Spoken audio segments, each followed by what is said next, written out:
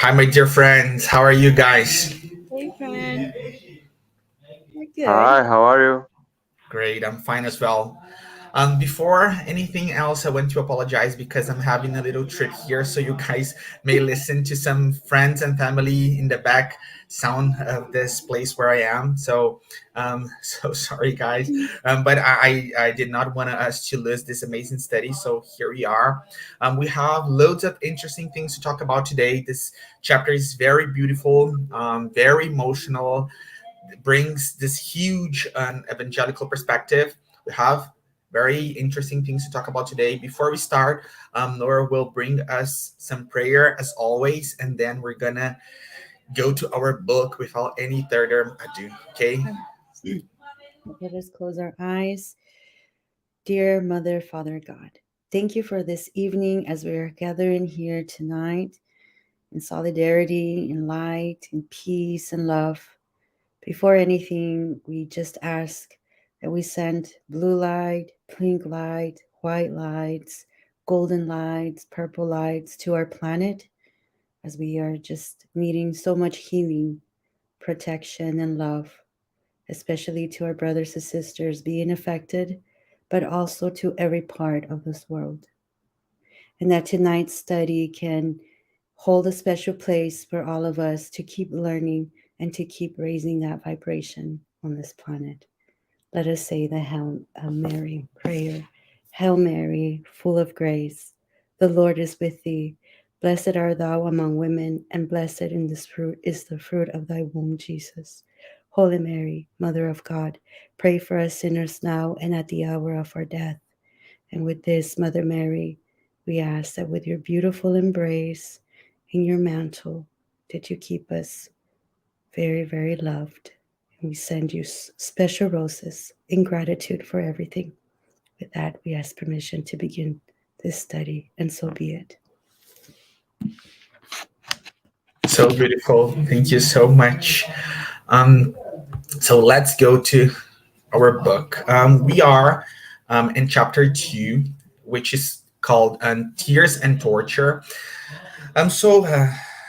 We're still reading this chapter, this amazing chapter. It is in the first part of the book. We're watching Jaziel, Abigail, and their father in a prison, waiting for their future decision. We also have seen Jaziel saying that if it comes to it, he would take the blame for his father's actions. So that's where we are. Here we see Abigail reflecting about her brother and how his life had been divided. And it's very pretty because it's nice for us to think what Jaziel was at that point while he was not a Christian, but already a Christian at heart. She said, between work, that he was always divided between work and obedience to his father, and between the study of the law and the sweet companion of his childhood. And the book brings us the fact that Jaziel and Abigail were two similar souls. And this will be very important in a couple of future chapters. Jaziel starts meditating on the possibility of him dying, and he wants his sisters to promise him that she would strictly follow their mother's advice to live a life without blemish in this world. And he asks her if she remembered their mother's last remarks on her deathbed, which word the book brings us.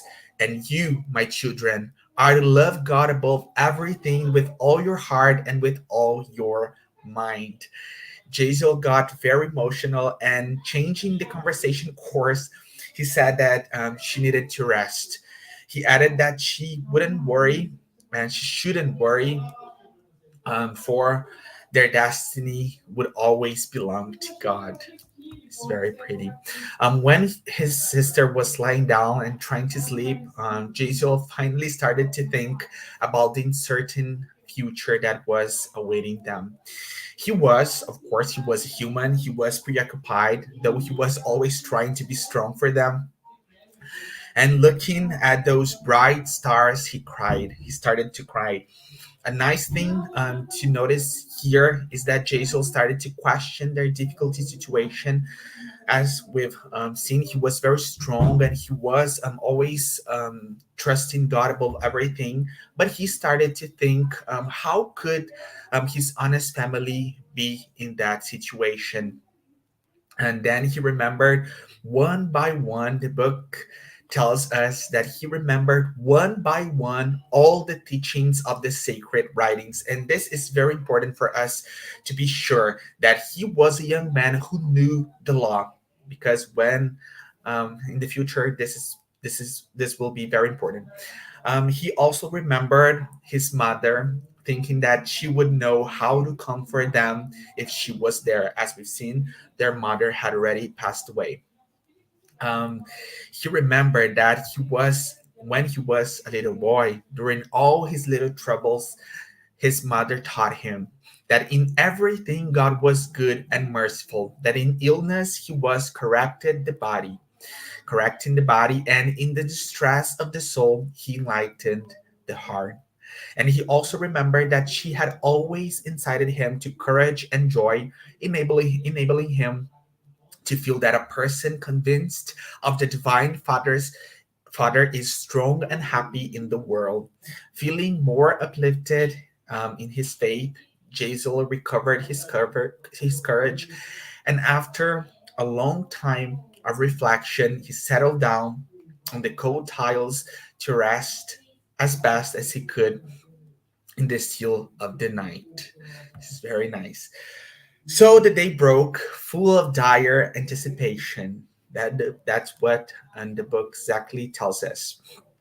Within a few minutes, they were received in the room reserved for common criminals. The quaestor Licinius looked at Jochebed and and told him, Jochebed, those who profane the laws of the empire are to be punished by death, but I shall try to be magnanimous in consideration of your old age. The pastor added, since you have nothing of your own to pay for the damage, you shall receive the punishment you deserve by being whipped so that you will never again raise your ravenous claws against Roman interests. Shukdev tried to beg for pity, but when he said that, he was replied with the order of receiving 20 lashes. When the punishment was about to begin, Jason said that he was the one who had actually committed the crime. So, as we've seen him um, reflecting on doing this, he actually did. But that confession did not work. They were both punished. So Jason was also led to the torture pole in front of his anguished father. His father tried to tell that it was not true, but that did not work as well. Um, while they were being punished, something terrible happened. A soldier arrived with information that one of Licinia's servants had died because of the fire injuries. The quaestor got really, really furious and said, these damned Jews will pay very dearly for this affront. And then he changed the sentence about Jaziel. He said that he should be whipped 20 more times and then taken to prison where he would live to be a slave on the galleys. As for Jochebed, he ordered his soldier to strike his hands and feet so that Jochebed would never be able to walk or practice evil ever again. So it was very, very cruel. Um, Something happened that was not supposed to happen. As the lashes went on, at one certain stroke, the soldier lost his aim, and the sharp end of the bronze whip cut deep into the throat of the poor Jochebed. His words when he was dying were, my children, my dear children. When Jazel saw that his father was about to die, he said, Abigail, father is dying. Have courage. Trust. I cannot follow you in prayer, but pray for us all, the prayer of the afflicted.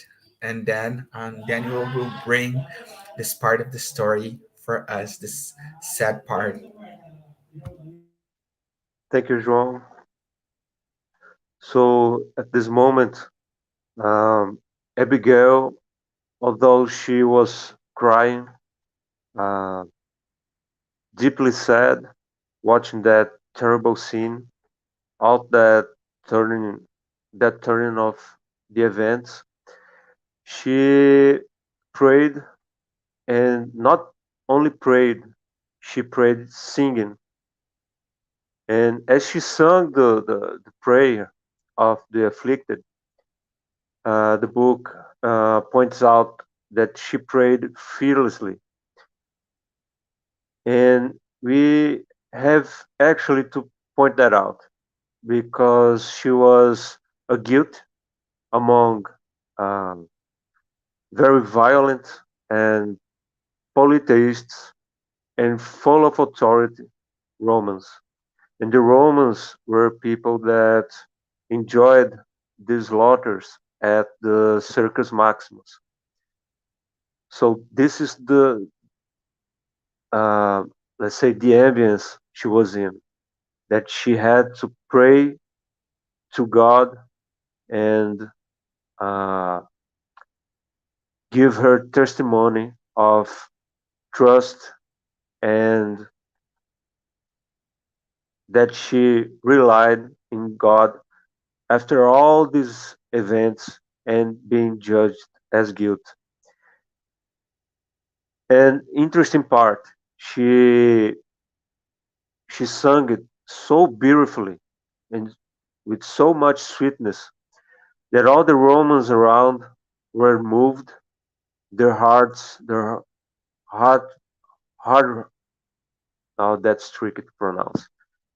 Hard hearts were softened by her sweetness, by her cries, by her cry, and even the quaestor Licinius was moved by her singing, by the prayer, and he felt compassion just for her, and he didn't like that.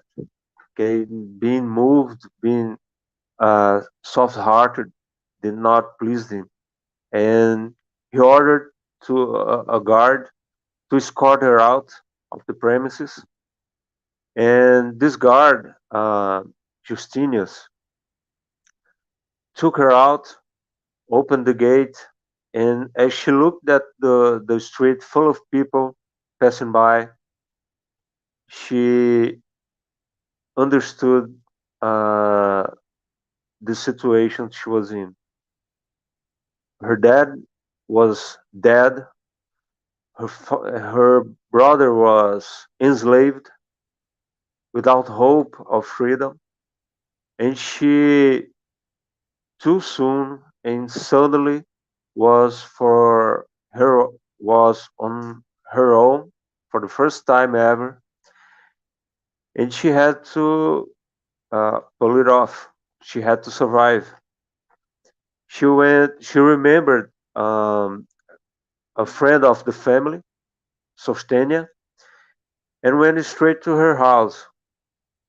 Sostenia embraced her, calmed her, trying to calm her, and Abigail's reminding, just like her dad, had a terrible idea to go back to Licinius and ask for a chance to recompose her life just like it was. Sostenia, but uh, differently from her dad, she had a friend to say, hey, that's not a good idea. Let's move on with your life as it is now, because that's not going to work.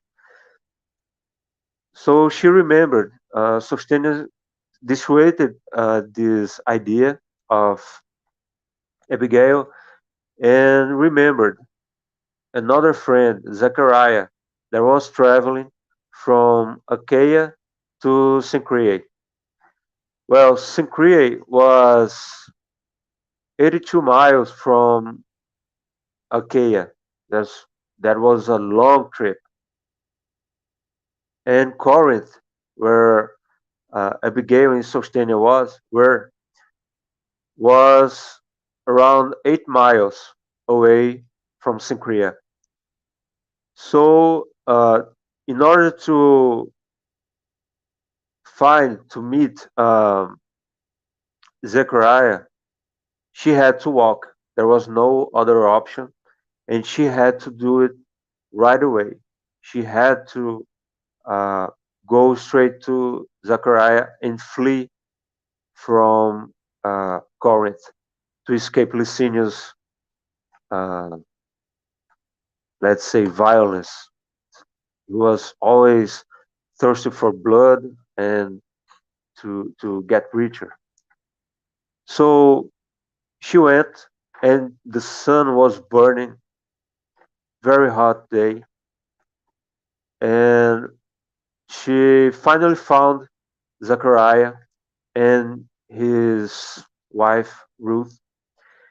But at that moment, all her sweetness and all her liveliness were all worn out, and that shocked Zachariah and Ruth, and they immediately embraced her, took care of her, and she was so weak that she was in fear that she could not explain enough, and she spit it out in one breath. She said all she breathed all the situations she has been through, the death of Jochebed and the enslavement of Giesel, and she fell sick, very deeply sick. But she was now with a new family. She was being taken care of, and she became as a daughter to Ruth and Zechariah, and because they had just lost their son exactly to the Roman Empire. Now I pass the word to Norah. Thank you. Wow, guys, just so emotional. Just one thing after the other. But I think chapter three, it kind of it picks up a little bit from that. And I'm gonna use my notes because you guys know I can like, yeah, I can talk. Okay, so I'm gonna begin with the summary as always, and then we can go back and even we can even go back to the other stuff to break things down.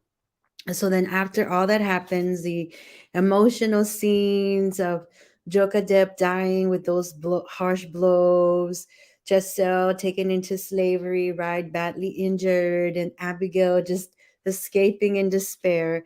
Chapter 3, entitled In Jerusalem, just kind of focuses, at least in the beginning, on Jessel. And so it begins by saying, Giselle was was thinking about his dad, reminiscing about the good times with mom, and of course wondering where's Abigail. And he's like, as soon as I'm free, I'm gonna go and find her. And in this state, right, for 30 days, he was in these deplorable conditions. I feel like both physically, mentally, emotionally, right? And it's the book describes that his wounds were tough. So it's like the wounds healed and then they got scarred. Okay. And then finally they took him to the galley. And because now they were gonna sell to areas like Cephalonia, Nicopolis, I don't know how to say the pronunciation, the ports of Cyprus and along Palestine's coast. Um, so it was interesting and beautiful and strong to see that during this time, Giselle, even though he's a slave and he's by himself, he worked diligently. I mean, he worked hard and with the oars, unloading stuff, helping with people in and out, with the passengers under Lysippus.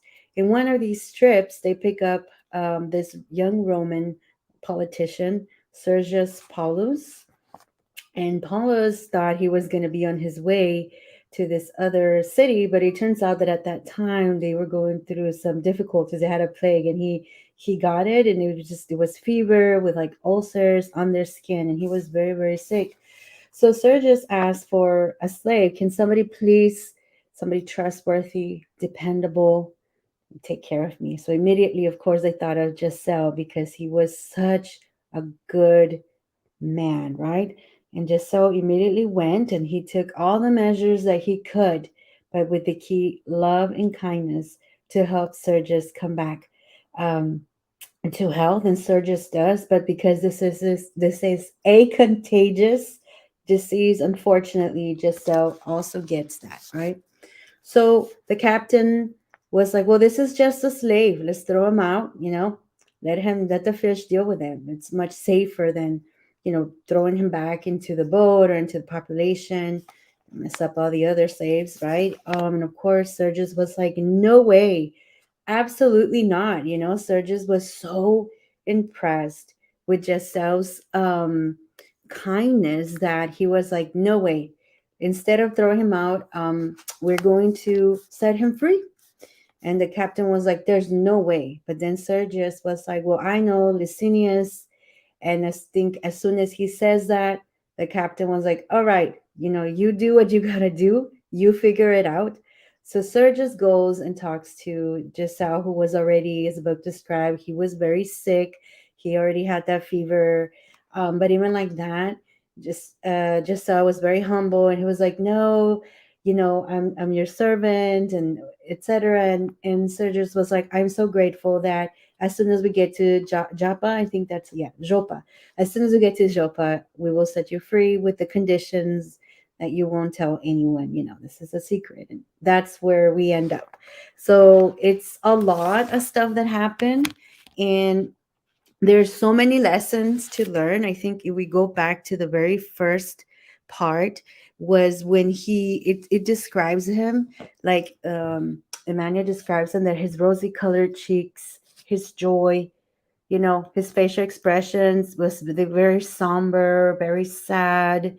He had some wrinkles for his age. Like, it was a very hard thing for him.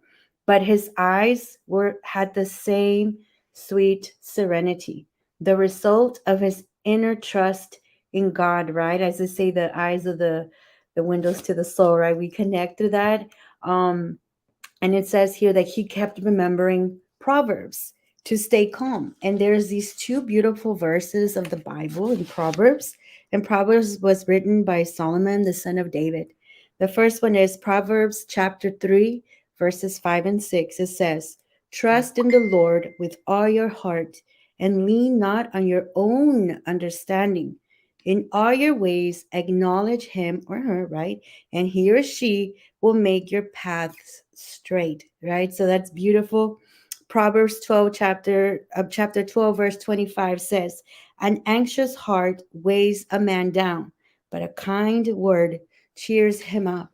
So we can imagine Giselle constantly saying this to himself, and that's how it was showing in his eyes, right? So even us too, as we have difficulties, sometimes it may show, but if it's all in our eyes, because it's that trust in God. The second thing that was mentioned here was that he was, the way he felt heavy, right? He was an orphan of father and mother, captive of cruel tortures, and he would have to learn how to hold on to the treasure of hope. So this could be literal, right? When somebody is an orphan, like, that's very difficult and kind of have to find adopted family. But it could also symbolize, for instance, emotionally orphaned individuals. It could even be like we feel orphaned of our dreams, like things they collapse before us, or we never had that support.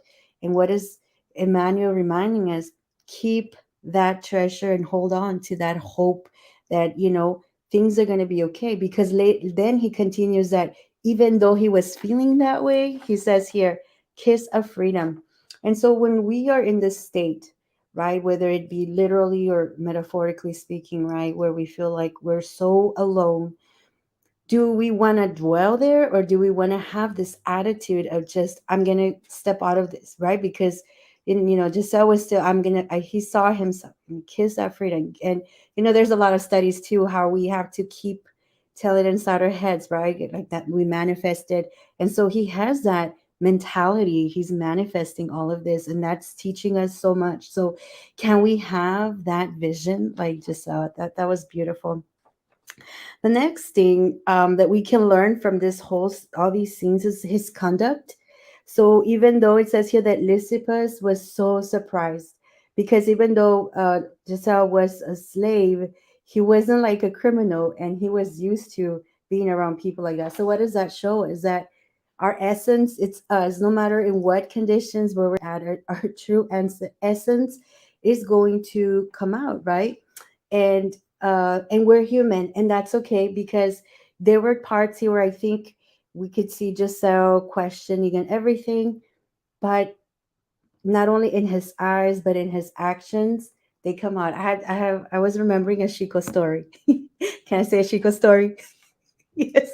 And Jean's gonna help me. Let me see if I know. This is the one where he was in an airplane and there was like turbulence, and then he's holding on, thinking, I saw this in the movie.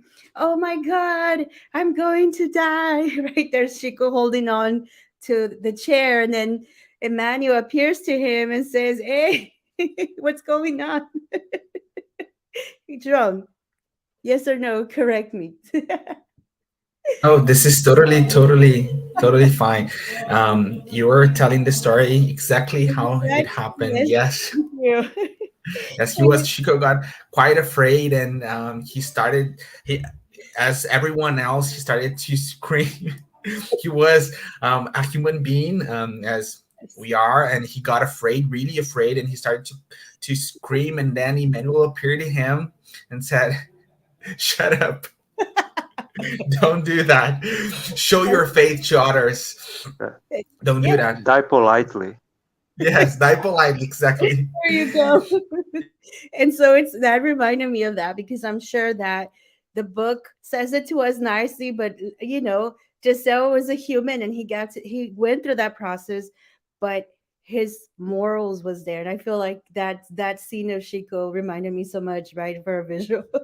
The next thing, and please guys, please feel free to stop when you want to, is the work. It says here that he was telling all work is God's work, right?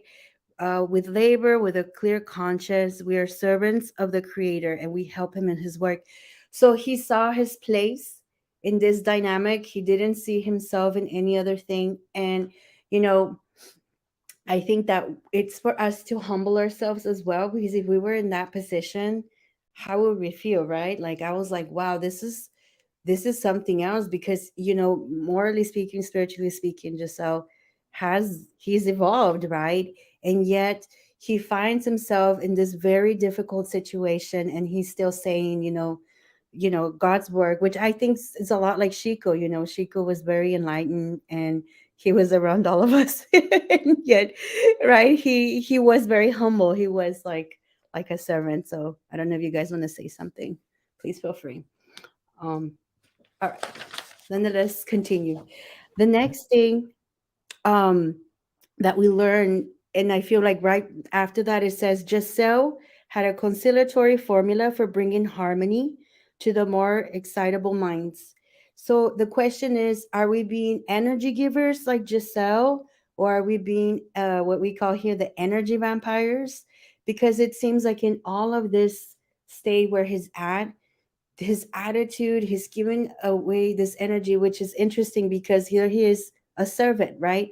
And the people in the leadership position are even feeding off of this energy, right? And so it's important for us, where am I at? Can we be like Giselle? The next thing that we can learn from here is let me see, devoted to the sick. It's that devotion that Giselle had towards Sergius, right? He was so devoted to him. So I would say we can always take it literal if we are in a place to take care of someone who is sick, that we have it. But what if we were to kind of think about this in an analogy? What if this Sergio being and that illness that he has, what if it represents something else that's not well in our lives, right? It could even be an illness, it could be something we have to work on, it could be a circumstance. Could we love it and take care of it and appreciate it until it heals like Giselle did, right? Like, think about it. What if it's something within ourselves that we need to heal? Can we talk to ourselves with that love and that dedication? Because once we're able to do that with ourselves, then we can start to truly emanate that towards others. And I think that it was interesting how Emmanuel in that scene, there was like no interruptions, like nobody came in. It was almost like these two men face to face in different conditions, like these mirror images. And Giselle had to really he really came close contact with something that I felt made him grow and that we ourselves can learn. I thought that was very, very, very powerful. I'm almost done. um it says here unexcelled kindness. Having that kindness is beyond, like, I don't even think we can, this is speaking to the choirs we say here, because we know as spiritists we're always talking about kindness, but we need to do it. It's easier said than done sometimes, right? But we have an example there. um and then let me see what I want. Okay, so it says here on my notes, then it won't be difficult to start your life. Okay, so I'm finishing up. So imagine in this story, we learn gratitude, love. What goes around kind of comes around, because that's what ends up happening. Giselle ends up getting free. That's those are my notes are really messy. Giselle gets free without even like asking for it. Actually, he was very quiet in the process. He was kind. He was there in the healing process and completed till the end.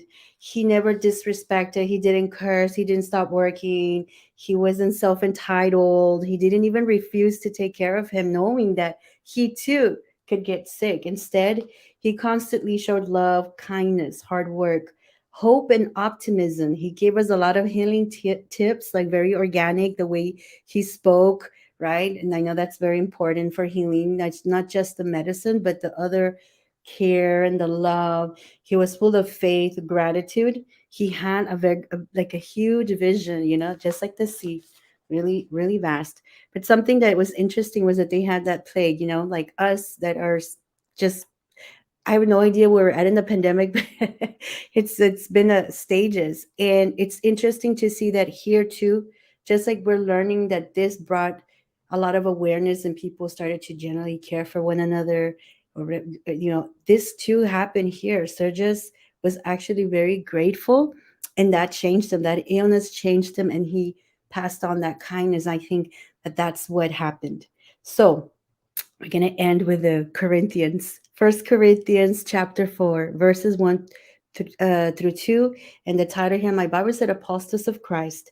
So it says here, so then, men ought to regard us as servants of Christ and as those entrusted with the secret things of God.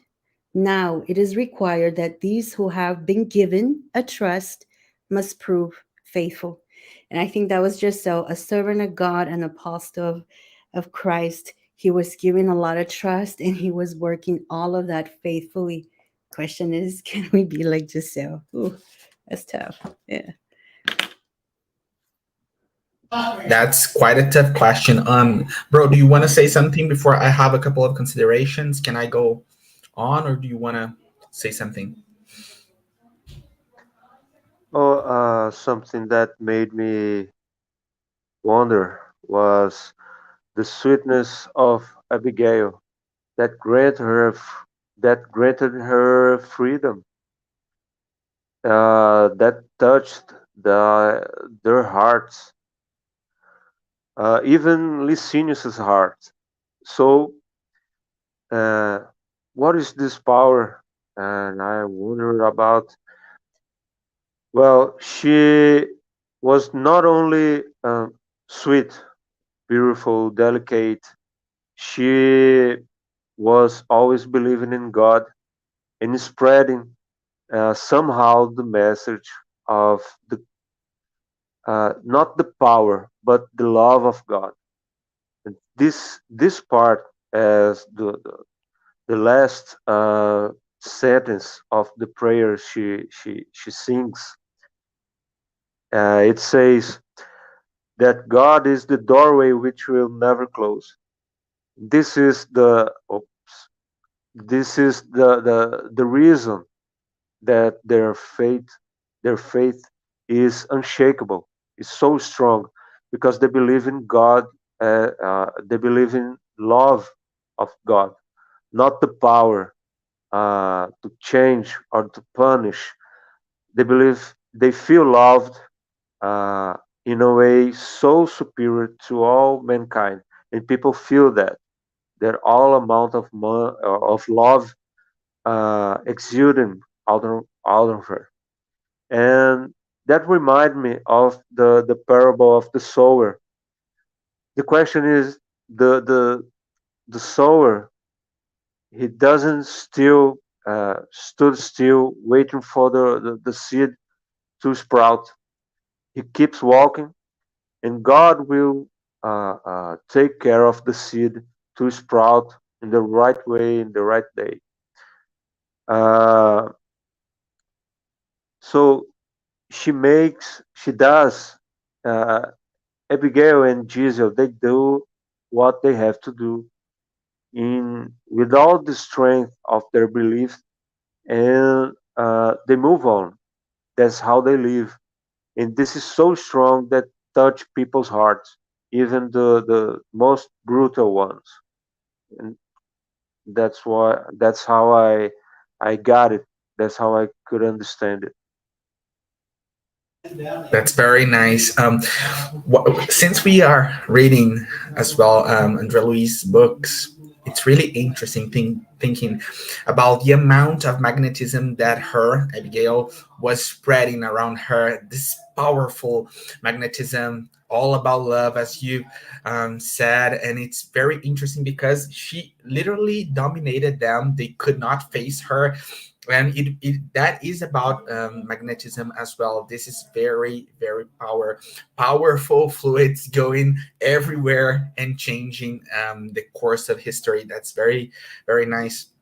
Although this was not what she was talking about, that she was just expressing herself in this beautiful truthful way.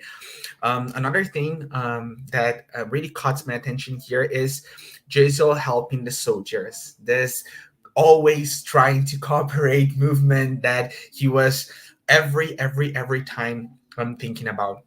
It's interesting because when we see his actions, we every time we feel and we are looking at a Christian, and this is very important because cooperation and trying to be useful, it is those are Christian principles, and he is always in this place. Another thing, at Norah asked, can we have that vision like Jaisal? um, and I think that having that vision is admitting that spirituality is the paradigm. And when we put spirituality and think every minute, every second of our lives that we are spirits and that this life will go on after that, everything changes. And when Nora brings us this perspective, his vision, I do think it's about having spirituality as a paradigm in our lives because that changes every single thing. They were very they were believers in God, in the after death, in the love of God. They were believers in this. We do see because we see that every time that something bad happens, he is trying Jason is trying to see the other side, and always searching, seeking that hope, that good part of the thing, that good part of the problem, that solution, that supposed solution that the problem will bring, and everything will be fine at some point. um, another thing, the work, this amount of work, he was always working. And as Nora brought us, the need, that he felt like he should be working. Another very, very clear perspective, that he was a Christian, always trying to work. Because as Emmanuel brought us in Thought and Life, that amazing book, love is above all serving others. So when you love and when you want to learn how to love, you will seek this amount of service to help others. This is beautiful and a very strong expression of love. Um, and a really interesting thing that we saw in this chapter is that even Jaziel, he doubted a couple of times.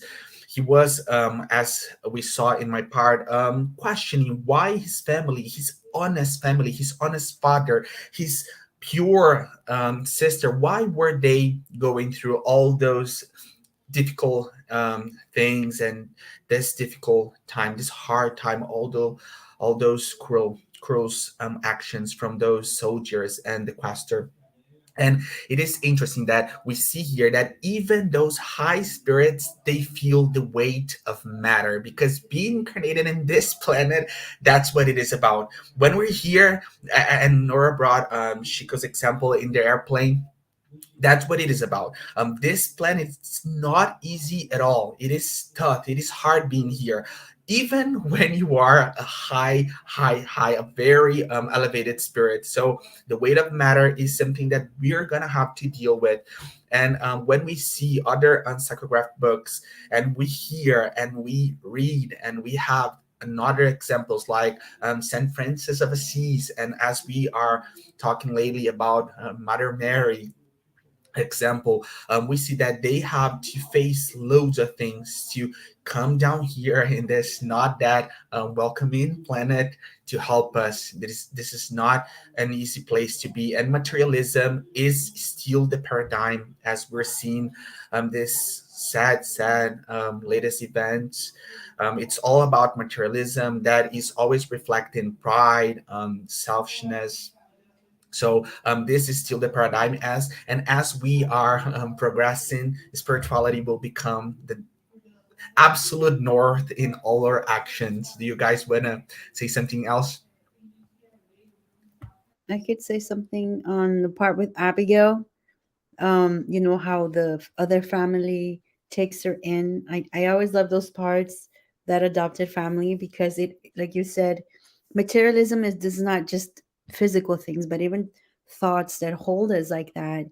And we're called to just, we are a universal family. And I thought, wow, for being at that time, um, their culture and stuff like that, that they were open to receiving Abigail. And I thought, well, that's a great example. Can we be like that as well? Open to everyone, accept everyone, embrace everyone, take those different roles. I thought that was beautiful.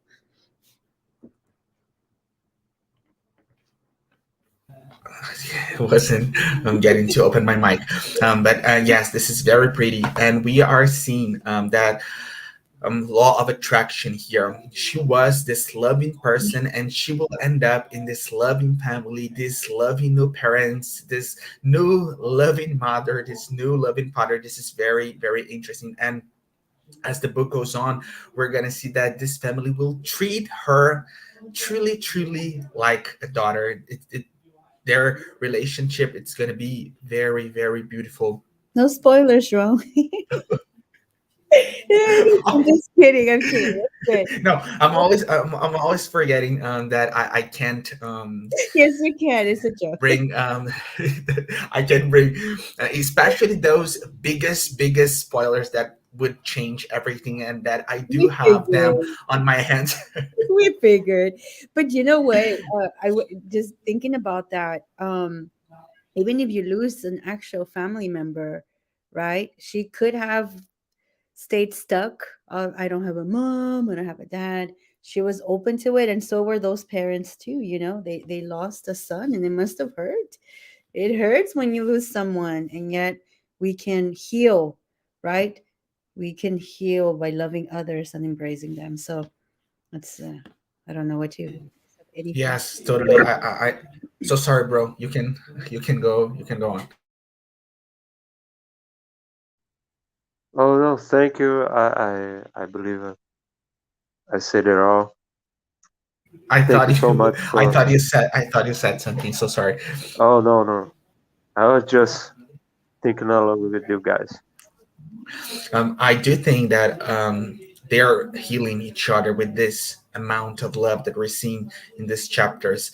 Um, and as you brought again, Abigail was alone, very alone. She had nothing. She didn't have a place to live. She didn't have her beloved brother or her beloved father, but she was still trusting God. And this is what we're talking about here, having this north in life that they actually did. Although they we're not Christians when it comes to accepting and knowing the Christ. They had all those principles in their hearts, and this is beautiful. And seeing those actions, seeing people acting like that, it's very, very.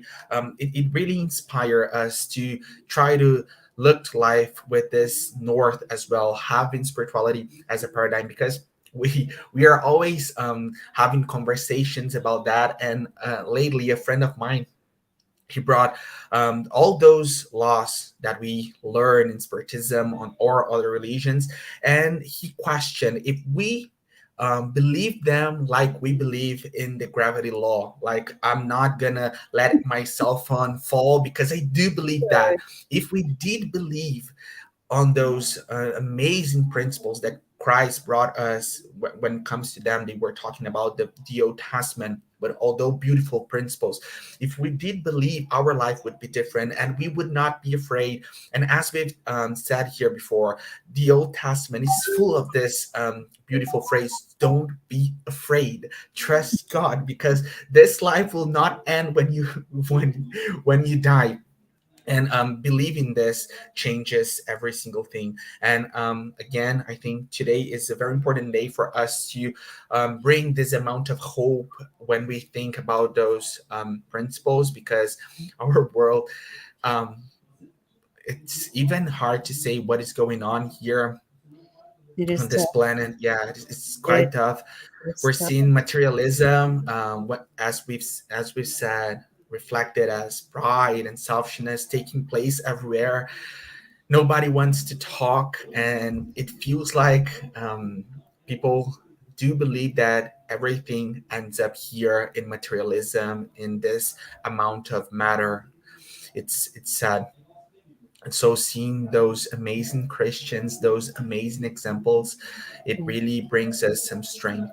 Do you Yeah, guys want to say sure. something before we? I can say something regarding the current times and just thinking about their mindset. And I know we've studied also Andre Luis. So even though they don't say it, we're kind of analyzing it, thanking God and the spirits for having more literature to compare it to. But in all the series, Andre Luis is constantly reminding us that the mental vibration, those thoughts, subcheck those thoughts. What are your thoughts? And you know, even though, like you said, João and Daniel, with both Abigail going through a hard time, probably having those moments, but they like self-check. They came back.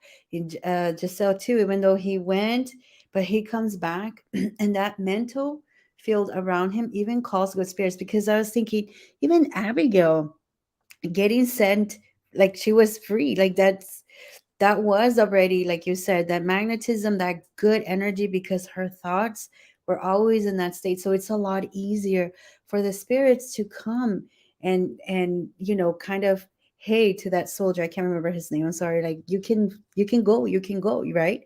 I mean, that's a powerful indicator of us. And how many times too in our lives we think, oh my gosh, I'm stuck. And even right now too, with so much happening, we feel like we've hit a wall, we've hit a corner. And we keep those thoughts, raising them, just listening to a song, because that's what she she did. She sang, reading something positive. What if we have that moment where the spirits come and then just takes one door, it's open, and that's it, and you just go like Abigail and Giselle. And I think the times today are harder, just like their times, but if we just keep those thoughts, and it is not easy, honestly. I, like you, John, I feel like I'm here at home, like, oh my gosh, what's happening? Like, and people do not want to talk about it like this way, you know? If we commit to this conversation about the stuff going the other way, like a little bit more towards the negative, the pessimism, the World War III, and nothing's going to work out, we tend to gain a lot of people. But if we sit down and talk about, okay, let's talk about the productive thoughts, it's a lot harder to find people in that, right? Myself included. I'm the first one there, but tonight I am personally am being reminded, just keep those thoughts going. It is very hard. Just try, even if it's a song. It doesn't have, even if it's a song on your own. And there are so many beautiful, beautiful songs. Like John Lennon's song, Imagine. Yesterday I sang that one. And after singing that song, I just sat here like, wow, imagine that. It is possible. It is possible. These are the opportunities that we have. So yeah, as we're just, it's all up here. We're learning a lot. I don't know if Yes, you yes. or yeah, I did think that we should recall those lyrics. Imagine there's no countries. Yeah, yeah, we are exactly needing that type of lyric. And as you brought, um, we can collaborate with our vibrations. It is not easy to think positive, and we are not trying to call people to this talks as we have talked about here in Brazil, this toxic positivity. That's not about that, no, no, but it's really about some scientific thing, vibrational, um, our mental attitude. This really helps. Although we think it doesn't, it does. And while we are here, like in Brazil or there in the United States of America, thinking positive and trying to keep a more well-balanced place for even for the spirits, for so they can collaborate more and they can approach us more, they can connect with us, they can inspire us more, because we're gonna try to keep the vibration more equal. And this really helps, because if we think like the whole planet will fear, this is not good. And we that are in this more comfortable place, we can help them be more comfortable when it comes to our mental attitude. And this really helps. Praying a lot, singing songs, trying to have this high spirituality in this time, it really helps. And we're seeing this amazing book, those amazing characters trying to keep a high spirituality, although and we've seen with them, it is hard to keep thinking about good things, about a good future. And we, like, when we think that we're at home and there are bombs falling everywhere and we're hearing that, of course it is easy. It isn't easy, but for us that we're here in this more comfortable place, it is actually easier. So we need to try to help the way we can. And as Chico always told us, those prayers, they really reach heaven. He asked Emmanuel what they were, and they were reaching, they were helping. So we need to try to love those that are there, try to do our part, even though we are far apart, and pray and hope that better days will come. That's yeah. all we can ask for.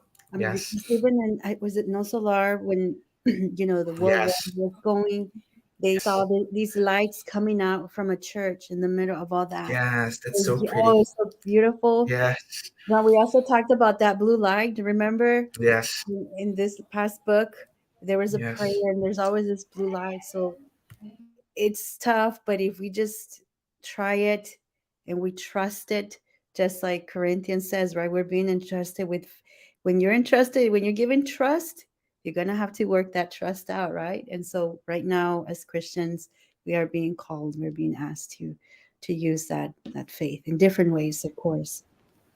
Yes, this is Yeah. very pretty. Oh, so sorry, bro. Can Oh, sorry, I didn't ask.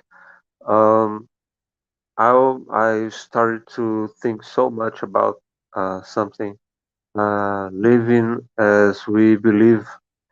Um, I lost my dad um, past year, so it was something that troubled me since I knew this doctrine. Since started studying Spiritism, I was wondering, and what if a day that my beliefs will be tested? And I started to build a mindset for that. And this mindset is important for everything. And I dealt so, I think, so well with that. Uh, English don't have saudade in Portuguese is when you miss somebody. That is a feeling. So when I miss every time I miss my dad, I cry, but I cry remembering the his companion, his advice, and my wife. She's always like untrustful. She's, oh, are you dealing really that well? You lost your dad was a great guy. Are you dealing? Are you like? Are you trying to hide something? Some bad feeling? Some depression maybe? She, always trying to find something out. But yes, I surprisingly taking it so well, and I fully understand how we are immortals, how we are spirits.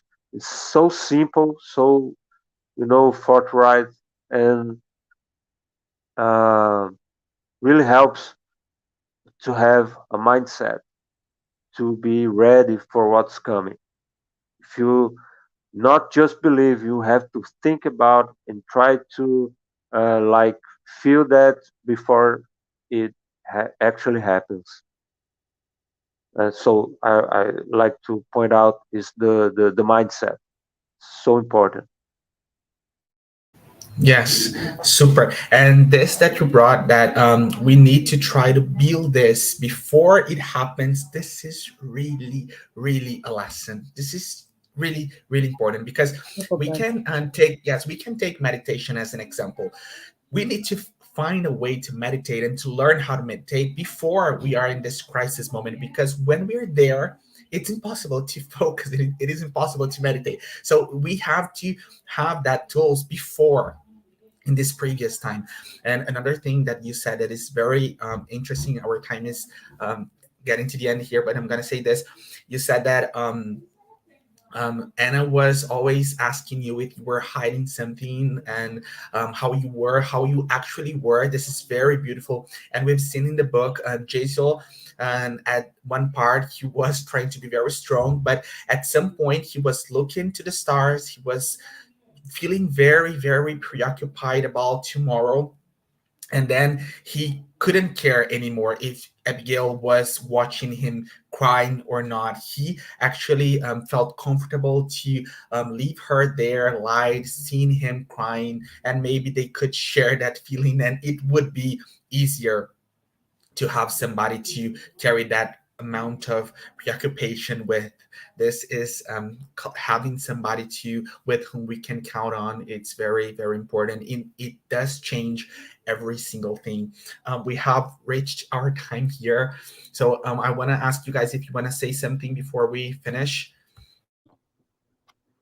I just want to say thank you. And Daniel, that word saudade, there is no English translation. It's true to Portuguese. Yes, Thank I you. forgot that there's The- no translation for this word. There's no translation. Bro, do you want to say something more? Oh, thank you guys. Thank you all.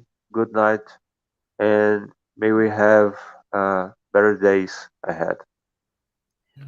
Thank Beautiful. you, my dear friends, so much. I'm very grateful to God for having you both here studying with me. Everybody that was here with us, that will watch this study later at one of the channels, Cardiac Radio's Instagram page or Cardiac Radio's um, Facebook page or YouTube channel. Thank you so much. We're very happy for Guys. this opportunity of learning all those teachings. Thank you so much. Although again, the study will be saved, so everybody can watch it later. Thank you so much. See you guys next week. See you. Bye. Bye Bye, bye. guys.